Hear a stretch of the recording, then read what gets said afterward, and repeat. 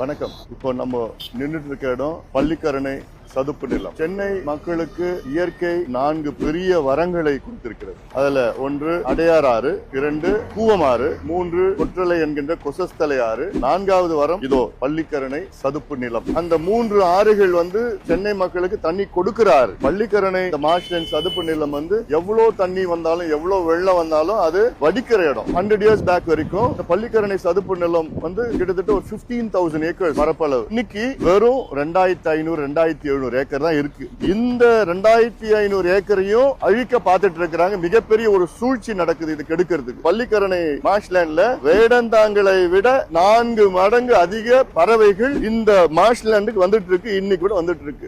பிளமிங்கோஸ், இவ்வளவு பெரிய பிளமிங்கோஸ் எல்லாம் இருக்கு. இப்ப கூட அந்த பேர்ட்ஸ் அங்க பாத்தீங்கன்னா கூட you can just see like அது மட்டும் இல்ல, literally there are more than 140 types of birds coming here, 20 types of fishes, 25 types of plants. ecology இந்த தனி ecology சிறப்பு இதுக்கு. இந்த பள்ளிக்கரணை மார்ஷ்லேண்ட்ல குப்பையை கொட்டிட்டு இருக்கிறாங்க. காலகாலமா கொட்டிட்டு இருக்கிறாங்க. 5000 டன் குப்பையை ஒரு நாளைக்கு கொட்டிட்டு இருக்கிறாங்க. raw sewage, lakhs and lakhs of liters a day. இந்த பள்ளிக்கரணை சதுப்பு நிலத்தை தான் இதுல கொட்டுறாங்க. சுத்தி பக்கத்துல கிரவுண்ட் வாட்டர் டெஸ்ட் பண்ணீங்கன்னா mercury, cadmium, chromium என்னென்ன கெடுதலோ மனுஷனுக்கு அத்தனையும் இந்த தண்ணியில இருக்கும். இந்த பள்ளிக்கரணை மார்ஷ்லேண்டோட பியூட்டி என்னன்னா, சென்னையிலயும் சரி, சென்னை பெரிஃபரியிலயும் சரி, லைக் தாம்பரம், பல்லாவரம், குரோம்பேட்டை, இன்னும் சவுத், எவ்வளவு வெள்ளம் எவ்வளவு தண்ணி வந்தாலும் அவ்வளவும் இங்கதான் ட்ரெயின் ஆகும். It drains nearly 250 square kilometers of land around Chennai and periphery எல்லாம். இந்த பள்ளிக்கரணை சதுப்பு நிலம் ராம்சார் கன்வென்ஷன்ல நமக்கு அங்கீகரிக்கப்பட்டது. ராம்சார் கன்வென்ஷன் 1971ல ஈரான்ல ராம்சார் ஒரு இடத்துல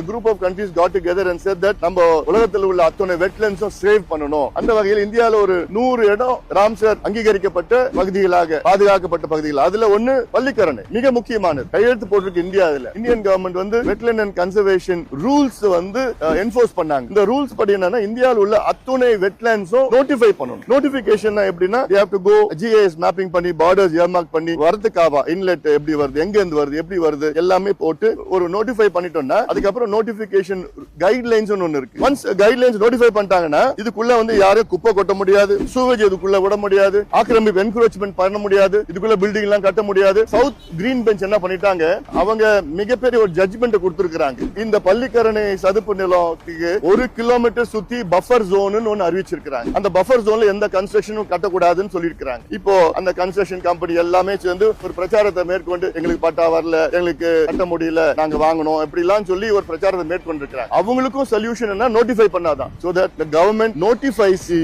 entire Pallikaranai marshland and to save this for the future generations to come.